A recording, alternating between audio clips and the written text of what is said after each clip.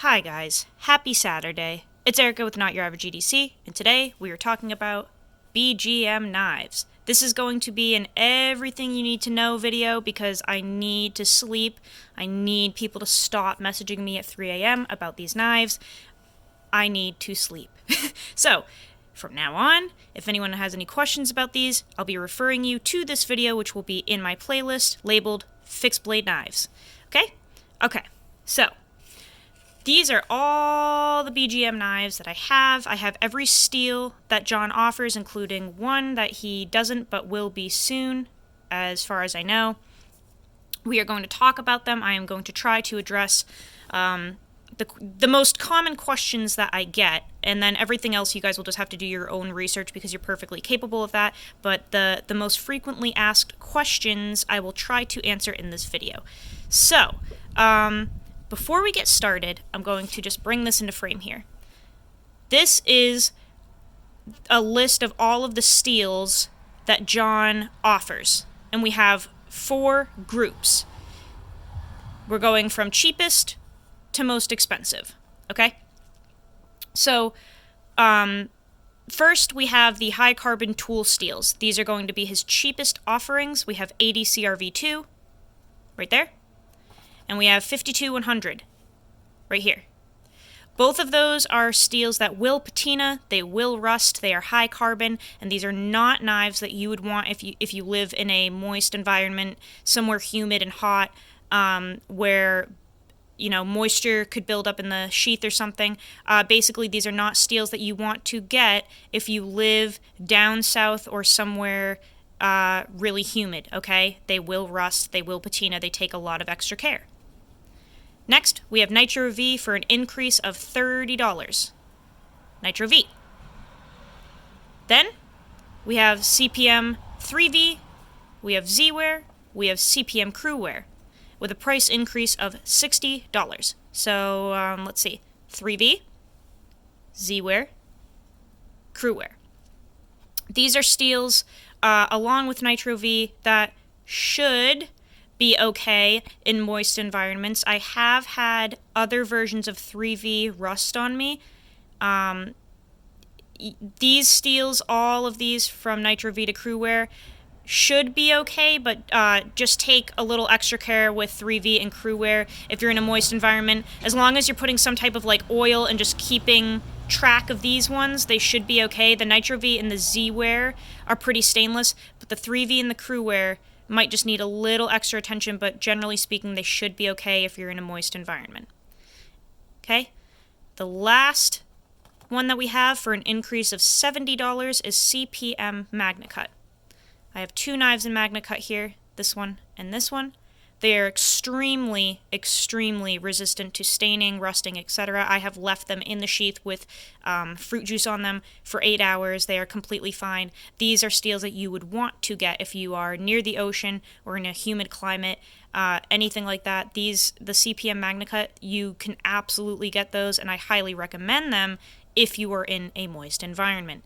The last one that we have here, which is not listed, is M4. The reason I didn't put this on the list is because I don't believe he's fully offering it yet. This is a knife that he made for me a long time ago. He doesn't really carry M4 normally, but I think he will be soon. This is a steel that, generally speaking, will rust and will patina. This is not a steel that you would want to get if you are near the ocean or in a humid climate or sweaty or anything like that. That is a steel that will take on staining and such. Mine has not, because he tempered it very low and it never really ended up staining or rusting or anything. But M4, generally speaking, is a steel that is susceptible to staining, rusting, patina, etc. Okay? All of this information and more is on John's website at bgmknives.com. Please go check it out if you need further information, because I'm not going to be answering questions in this video about anything further than what I'm talking about, okay? So, let's move all of these out of frame, and we're going to talk about each one a little more in depth. Let's get all of these moved, and sorry for the barking. Okay. So, the first one that we have on the list is the 80 CRV2 steel. This is a high carbon steel. As you can see, mine has a little bit of a patina, a little bit of darkening. This is the Mini Spade Gen 2. I love this steel. It is super toothy. It takes a great edge. It is easy to sharpen. If you like toothy steels and you don't mind patina, definitely check one of these out. This is double hollow ground, so it ends up super thin. This is a great hard use EDC knife, capable of basically anything you throw at it. The next one is the 52-100 carbon steel. This design is not one that John carries. This is one that I kind of drew up with some influences from other knives. So you can't really get this. Hollow ground on this one. Again, another tool steel that takes a toothy edge. I really enjoy it. I made a video with this one the other day, doing some cooking, and it just did fantastic. I noticed that this doesn't seem to take as toothy of an edge as the 80 CRV2. Next, we have Nitro V. Probably my favorite steel offering from John. I usually tell people to get this if they are looking for their first BGM knife, or if they're getting into sharpening and they want something durable but easy to sharpen. Nitro V is pretty stain resistant. It can take numerous types of edges. This one I have literally used as a shovel in my garden, and it came out unscathed. It is fantastic. It takes a crazy toothy edge and a crazy polished edge. You really can't go wrong with this. This model is a mini Kephart. All of these mini knives come in at 6.5 inches long, and you can just ask for basically a mini version of anything John offers. I have a whole bunch of minis. They're the best size for me. They fit my hand the best. This one's hollow ground, and it has an acid stonewash. For anyone wondering what is better, the Spade or the Kephart, couldn't tell you. They're both very robust. If you're looking for something more slicey, I would say the Spade. If you're looking for something more hard use, maybe the Kephart. However, they're both hard use. It's just the Mini Spade is slicier because you have more width in that dimension. What do we got next? 3V. Here we have a hollow ground 3V Quaken full size. This is one of the only full size knives I have from John, aside from this one. I wanted the Quaken in a full size because the ergonomics are, well, there are no ergonomics, and I just wanted this as like an all-around utility knife, and I really like how this one fits in my hand, full size. This one is acid stonewashed with hammered flats, and this 3V is really good. I find it to be a little less toothy than other 3Vs that I've used from Bark River, for example. However, it is crazy, crazy durable, impact resistant. I've run this through wood that had nails in it, and it literally just like rolled a little bit. It's really, really nice. But like I said, 3V can rust, so you just got to be a little bit careful. And if you wanted a mini Quaken, you could get one. I would just specify that you wanted it thinned out. I've heard of a lot of people getting mini Quakens, and they end up being very chunky and beefy, and then people end up selling them. So if you want a mini version of the Quaken, maybe ask for thinner blade stock and thinner handles, because so many people end up selling theirs. They're just too fat. This one, I have pretty small hands, and the full size really does actually fit my hand quite nicely.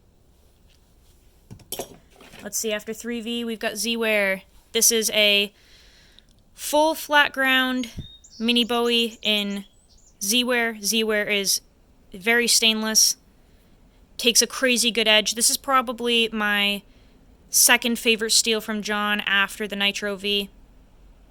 Really impact resistant, and that full flat grind makes it a crazy slicer.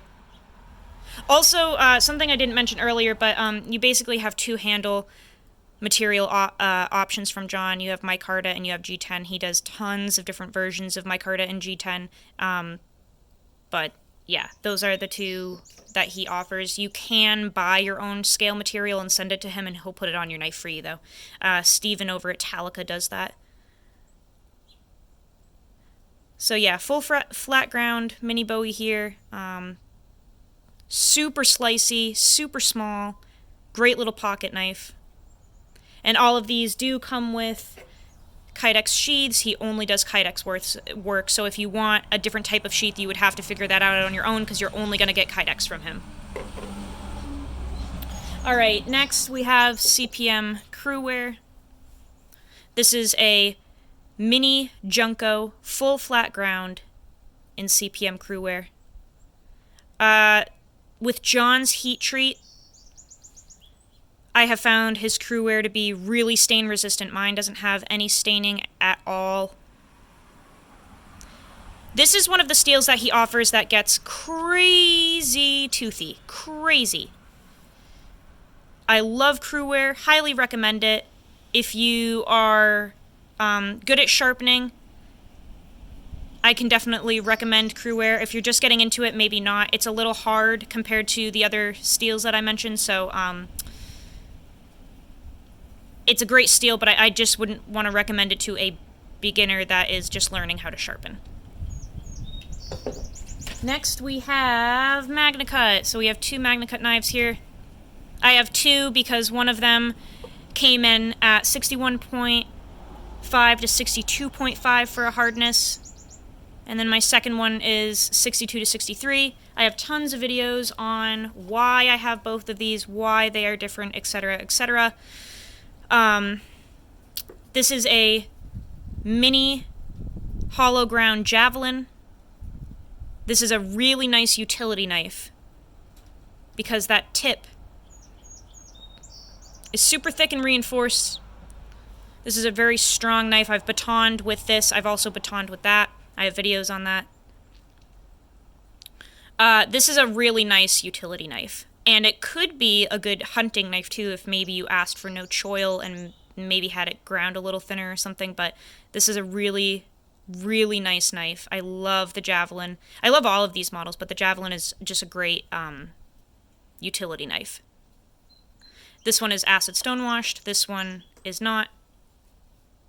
And this is a Gen 3 mini spade, full flat ground. The only changes that he made that I can see from the Gen 2 to the Gen 3 are handle thickness is just a little thicker on the Gen 3, and the finger choil area is a little more pronounced on the Gen 3 as opposed to the Gen 2. Otherwise, they're pretty darn identical.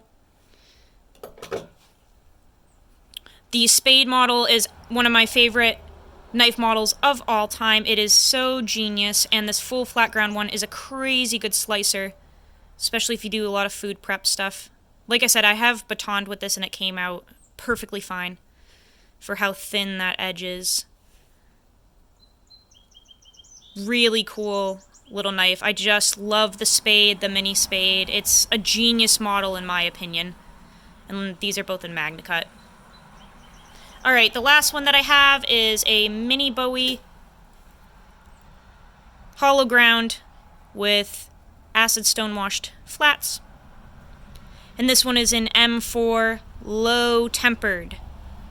This is a model that he carries, but the steel is one that he's not carrying quite yet, I don't think. At least it's not on his website. But you could inquire about it. This is an awesome little EDC blade. This one has pretty thin stock. It was just some leftover M4 that he had, so I think that's why it ran a little bit thinner. Really fantastic model. This one just locks into your hand. If you want a pokey little stabby EDC blade, this one is so good. And I love the grind lines on this. Okay, so with all of that being said, a few things that I want to give as disclaimers, basically. Number one, John is only 21 years old. He is young. He is learning. His knives are handmade customs. Everything is done by hand, in-house. All of the steel is cryo-treated in-house. There will be minor imperfections on occasion. You can't really blame him. He's doing beyond fantastic work for his age. His edges are not the best. Currently, he is doing the final edge on a belt. It is convexed. It is polished. It is not toothy when it gets to you. If you don't like his edge, learn how to put your own on. Otherwise, shut up.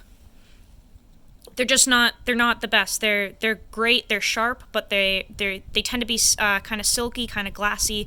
Like I said, they're polished on a belt. He's trying to save up to get a new sharpening system that is better, but for now, the edge that you get will clean slice paper, absolutely, but it's not going to be toothy. No matter what steel you get, it's not going to be a toothy edge. It's going to be a polished, convex edge with a tiny, tiny, tiny bevel. Because his knives, he makes them for toughness, so they have a tiny bevel that is like 15 degrees per side. And if you don't like it, change it. He does regrinds. He does fantastic regrinds. This is a regrind. This was a zero edge. I had it sent back to him and put into a hollow grind. He regrinds Hinderers, Striders, Chris Reeve all the time. He's really, really good at regrinds. I can highly recommend getting one done if you want your knife thinned out or something. He does fantastic work. Anything else? Not really, not that I can think of. Like I said, go check out his website if you want more info. I'm trying to pack as much as I can into this, but I could talk for days about BGM Knives and not cover everything, so check out his website if you have other questions. But, yeah, these are all, except for this one, models that he offers in minis and full size. They are fantastic knives, fantastic hard use knives. And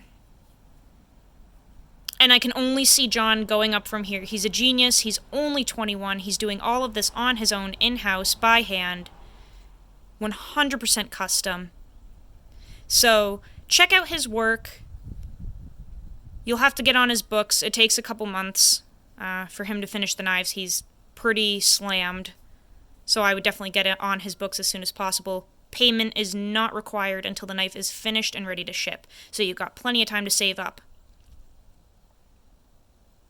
That's it, guys. Let me know down in the comments which models you like the best, which steels you like the best, which ones you've had, which ones you're interested in. Go use your shit, and I will see you on the next video.